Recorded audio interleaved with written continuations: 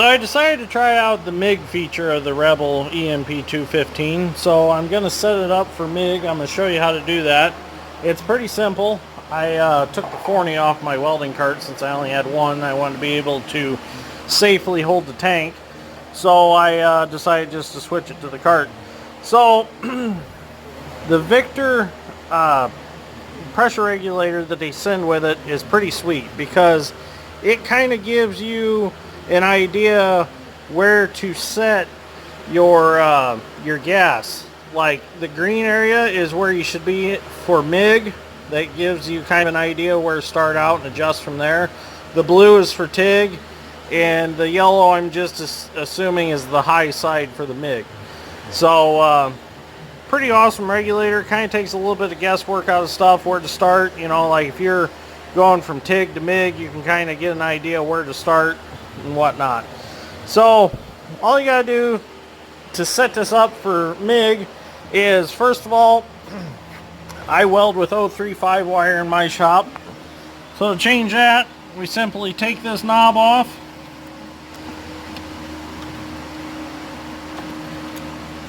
pull this roll out, which this is the 030.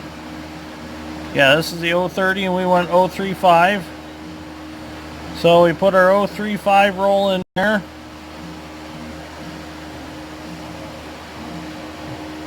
Yeah. We put our 035 roll in there, just like so. And then we just put our knob back on. There's a keyway in there that holds that to the shaft. Then we put our knob back on. And we are ready to put a roll of 035 in here. So we need to get our MIG gun. Our MIG gun, simply take this end of it and you shove it in here. You gotta open this up, push it in there good and tight, tighten this knob back up, and then hook your control wire up for your MIG gun. And it just simply matches up a certain way in this plug, and then you just simply tighten it up and you're ready to go. So I'm going to get a roll of wire and get put in here, and we're going to get to welding. I got the Rebel all set up to weld wire now. I did do a couple test welds with it. Turned out pretty nice. I think they look pretty good. So I've actually got it in the SMIG option, where it automatically adjusts itself. You tell it what thickness metal you're welding, and it automatically adjusts its own parameters for wire speed and voltage. So I'm going to try it in this option right now to weld this up, weld this seam up. So far I like what I see. It gets plenty hot. Hell, it's more than enough heat to weld anything I want to weld here that I found. And just a little reminder, I am running it on 110. I'm not even running it on 220. So this thing is very impressive just on 110. I like this welder. Does real good. So I'm going to get some video welding this up and show you what the welds look like. Well, now that we have our diamond gusset cut out,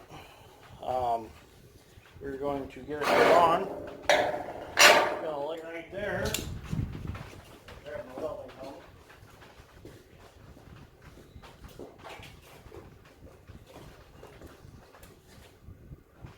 We're going to weld all the way around that now, and that'll strengthen this joint up. So we're going to get it. I still got a line here from when I cut it out. Can I get it where I want it? The bottom and top are cut just a little crooked, but that's okay. I burned them off a little bit just so I had some places to put some weld. Go ahead and tack it. So it can't go anywhere.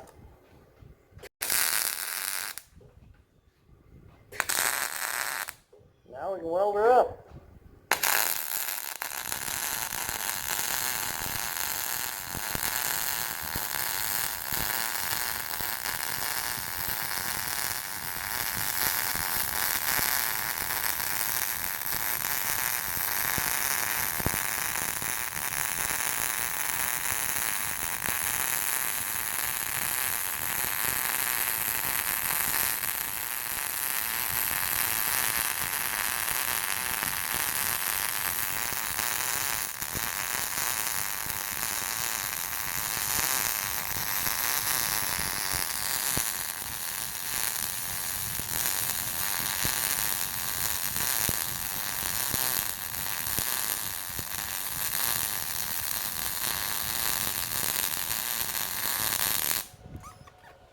The ESAB is performing awesome with 035 wire. I'm very pleased with the way that it's welding with 035, especially in 110. That's kind of that's what I've noticed between, I guess, what I've noticed between the ESAB 215 and the Forney 140 is the ESAB is a very clean weld. There is not spatter like you have with the Forney. So, but we're also not comparing apples to apples here, truly, because the ESAB is an $1,800 welder and the Forney is a under $500 welder. So the ESAB is more of a professional grade welder. The Forney is more of a homeowner, rancher, weekend adventure person welder. Not that it's a bad welder at all. It's just that it's not a true professional grade welder. Forney does make true professional grade welders, but they aren't at that $500 price range. When you get into those, you're up around the ESAB price range at the $800 or $1,800 to $2,000 range. So, and I know I mentioned earlier I changed my breaker in my shop. I said 20 amp, I changed it to a 30 amp. So note that I did put a 30 amp in, and with a 30 amp, I've been able to weld trouble-free with both welders and cut with a plasma cutter. Before with a 20, it'd still kick it out, but 30 is just enough to make it great. So I'm going to finish welding this up. Let's make another pass on camera, why not?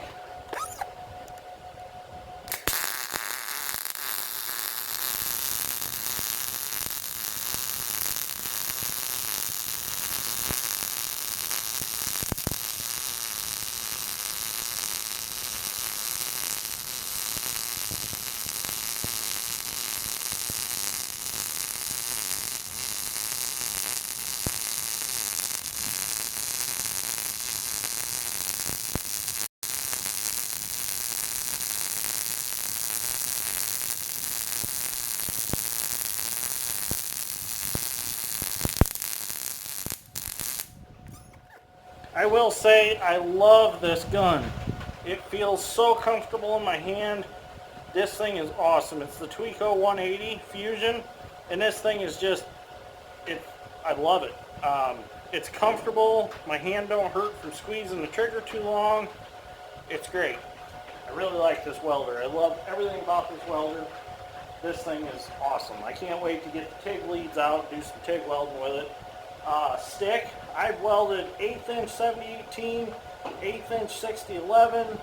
I think I even welded some, what else did I weld?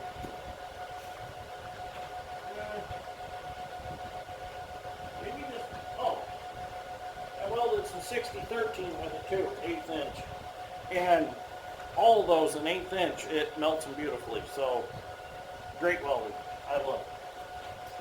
So, I'm going to finish getting this welded up and get this moved around the shop because I do need to change Jess's oil in her car. So I'll probably end up ending this episode right here. As soon as I get this done welding, we'll get a closer view of that weld, and then I'll probably end the episode, and it'll be to be continued to finish out this loose box. So thanks for watching so far. I greatly appreciate you taking the time to watch. So here's the results of the welds that this welder's given me. Very nice welds. Very happy with these. I'm loving them. So, and that's 035 wire on 110. I don't even have this machine on 220. This machine is a 110 or 220 machine. So I think on 220 it's going to be really tough to compete with.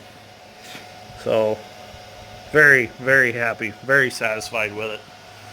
So if you don't have one of these, go get you one. Unless you're just gonna do, you know, small things, some exhaust work, some yard art, stuff like that, then get you a Forney. But if you plan on doing heavier industrial work,